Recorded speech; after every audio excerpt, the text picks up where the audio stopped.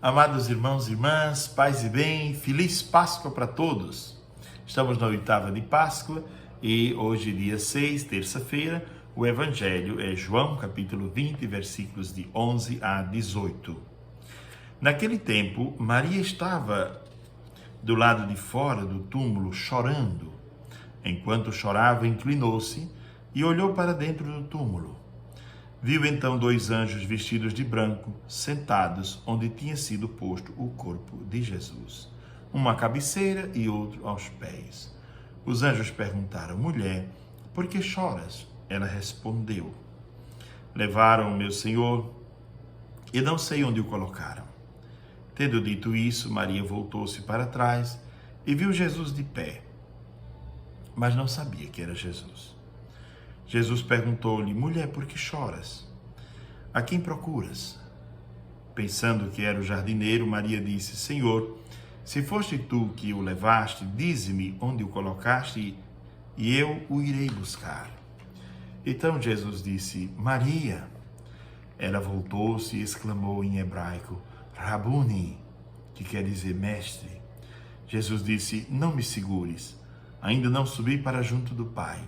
Mas vai dizer aos meus irmãos: subo para junto do meu Pai e vosso Pai, meu Deus e vosso Deus.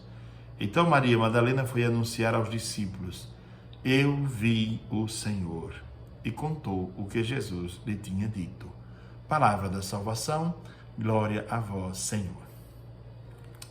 Amados irmãos e irmãs, antes de dar uma palavra sobre o Evangelho, gostaria de dizer duas palavras muito simples. A primeira é que esta semana, para os antigos, era chamada Semana in Albis. O que significa isso? Semana em branco, em alvo, né? Semana vestindo algo que é branco, que é alvo, né? Porque os primeiros cristãos que recebiam o batismo, normalmente da vigília de Páscoa, passavam a semana inteira usando a veste branca, a roupa branca. E no domingo seguinte, quer dizer, no próximo domingo, 8 dias depois, deveriam tirar a veste branca numa celebração específica e depositar esta veste branca no túmulo de um mártir, para dizer: assim como esse foi capaz de derramar o sangue pela fé, eu também me proponho. E ali colocava a sua veste branca. Então é muito belo todo esse mistério que estamos celebrando. É a semana em branco, quer dizer, semana de branco.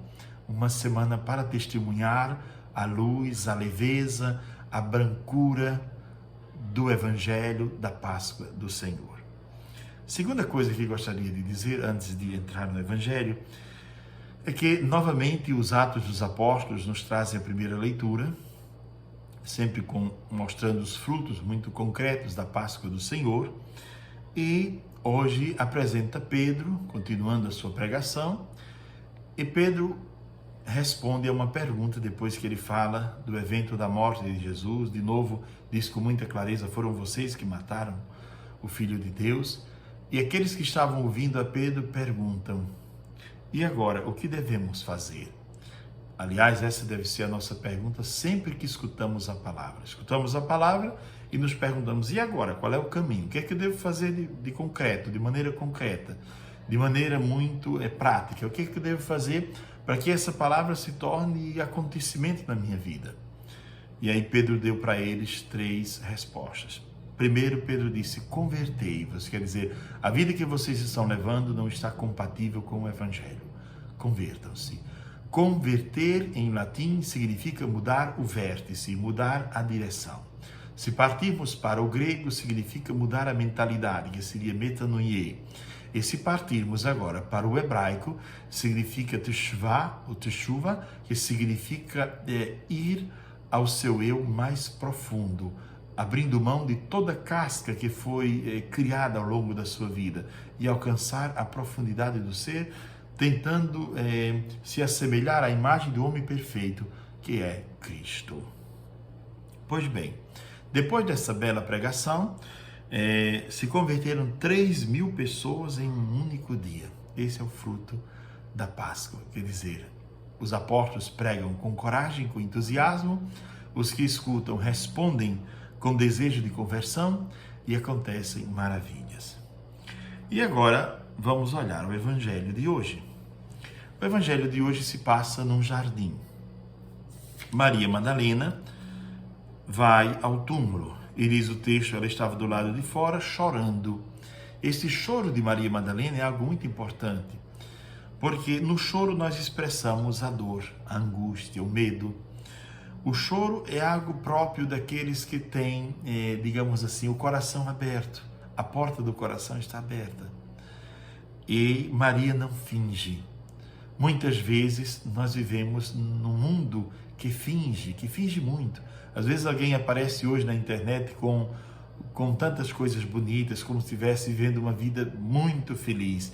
E amanhã aparece a notícia, fulano de tal se enforcou, se matou. Então a felicidade que estava estampada nas redes sociais não correspondia à vida que ela estava levando, não correspondia ao que ela estava sentindo por dentro. Maria Madalena não finge, ela chora, ela expressa a sua dor. Ela expressa a sua dor e os anjos, quando a encontram, perguntam: mulher, por que choras?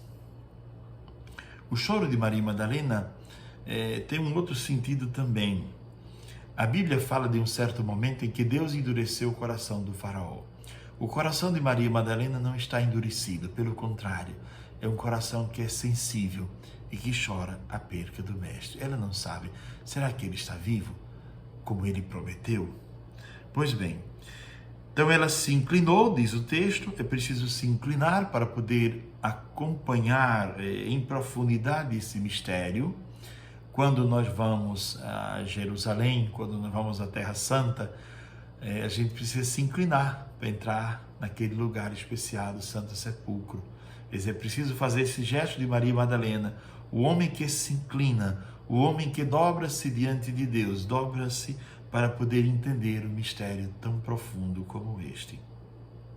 A atitude de inclinar-se é uma atitude de humildade e de alguém que rompe com a sua arrogância. Pois bem, quando ela se inclina, ela encontra estes dois anjos. Ela olhou e viu. Muito interessante. Olhou e completou a missão do olhar. Ela viu.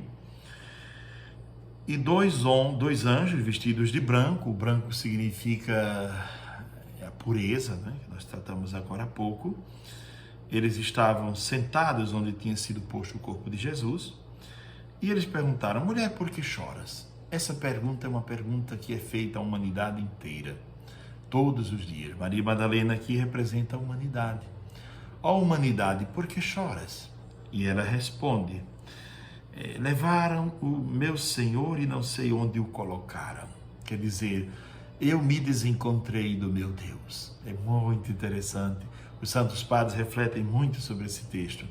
A humanidade chora porque se desencontrou de Deus desde o livro do Gênesis. Perdeu o paraíso, desagradou a Deus, ofendeu o Criador. Por isso que a humanidade chora, não somente seus pecados, não somente as suas angústias, mas chora porque sabe que Deus preparou para ela algo muito melhor. É como alguém que está vivendo na série B ou série C, mas Deus não preparou a pessoa para viver aí. Ela foi preparada para viver na série A. Então agora, venha para o seu lugar. Ocupe o lugar que é por natureza seu. Pois bem, ela dialoga com os dois anjos e de repente ela se volta para trás e viu Jesus em pé. Estar de pé significa estar vitorioso, vencedor. Ela enxerga Jesus como vencedor. E ele pergunta a ela, faz a ela a mesma pergunta, só que acrescenta uma segunda. Mulher, por que choras? E a segunda pergunta: a quem procuras?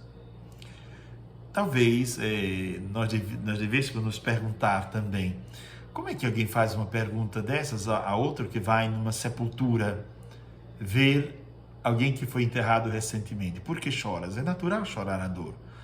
Mas a pergunta é uma pergunta muito profunda. Quer dizer, por que o teu coração chora? Por que o teu interior está desencontrado e desencantado com a vida? O que se passa contigo? Ela diz novamente a mesma coisa, não é? Tiraram o meu Senhor daqui. E ela confunde Jesus com um jardineiro. É curioso porque tudo isso acontece num jardim. que faz recordar o jardim do Gênesis, onde tudo começou. O jardim do Gênesis que tinha o próprio Deus como jardineiro. Então ela confunde Jesus como jardineiro, mas Jesus é de fato o jardineiro. Na literatura de Evagrio Pôntico, ele fala algo muito interessante, que o coração é uma espécie de terreno. O próprio Jesus já afirmou isso na parábola do semeador. E Deus, para plantar algo proveitoso nesse bom terreno que é o coração, primeiro ele limpa o coração, precisa limpar, tirar o mato, precisa tirar as pedras, tirar tudo aquilo que possa impedir a semente de brotar, de germinar. Depois, o segundo passo é arar a terra, quer dizer, é cortar. Só um coração arado, cortado, aberto, é capaz de acolher a palavra de Deus. É bela essa mensagem de Evagrio Pôntico, não é? Pois bem, então, mulher, por que choras? E ela pensa que é um jardineiro, mas de fato é o jardineiro dos jardineiros, aquele que cultiva o jardim do nosso coração.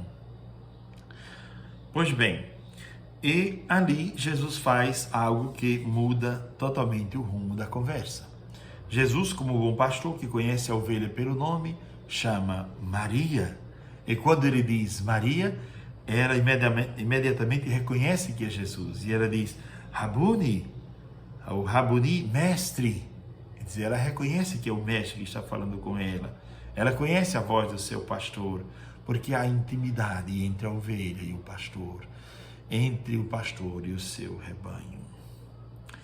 Maria Madalena traz presente o drama do homem, com toda a sua angústia por não conhecer a Deus e por muitas vezes ter se distanciado de Deus. Mulher, por que choras? Esta pergunta deve ser feita à humanidade frequentemente. Ó humanidade, por que choras? Porque colocaste talvez a esperança de vida ou o sentido da vida em coisas que não te deram respostas. Ó humanidade, por que choras? Pois bem, e dali Jesus diz para ela, não me segures, porque ainda não subi para junto do Pai. Mas vai dizer aos meus irmãos, subo para junto do meu Pai e vosso Pai. Quer dizer, vá anunciar. Não se trata somente de ver e de escutar uma mensagem, mas agora você recebe uma missão. Vá anunciar aos seus irmãos. Diga que eu ressuscitei.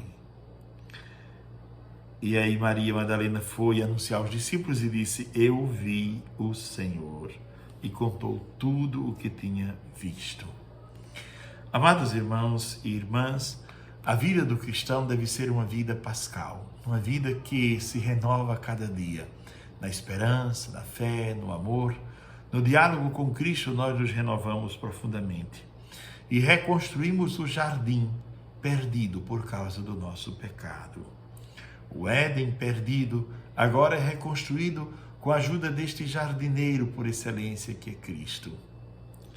Amados irmãos e irmãs, possamos guardar no coração esse texto de hoje e eu gostaria de concluir de novo trazendo presente esses pontos centrais da nossa reflexão. A mulher é a humanidade, mas é também a igreja. Ó humanidade, por que choras? Ó igreja, por que choras? A humanidade chora por causa das doenças, das mortes, das tragédias, da Covid-19, da corrupção, de tantos problemas. A humanidade sofre, chora, padece. Hoje gostaria também de concluir fazendo uma pergunta. Qual a sua experiência de Páscoa? Em que momento da vida Deus lhe alcançou e lhe tirou da escuridão, da sombra, da morte e lhe trouxe para a luz e para a vida?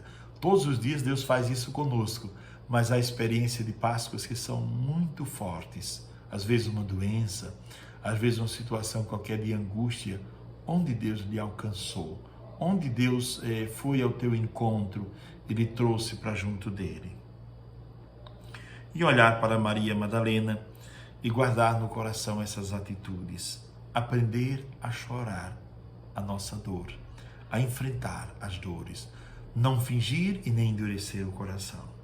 Segunda coisa, aprender a inclinar-se diante do mistério da vida e, sobretudo, do mistério de Deus. olhar com respeito as coisas sadias e puras. Depois, aprender a expressar a dor. E por último, acolher a missão do Cristo ressuscitado, que nos manda ir e anunciar o Evangelho, a boa notícia.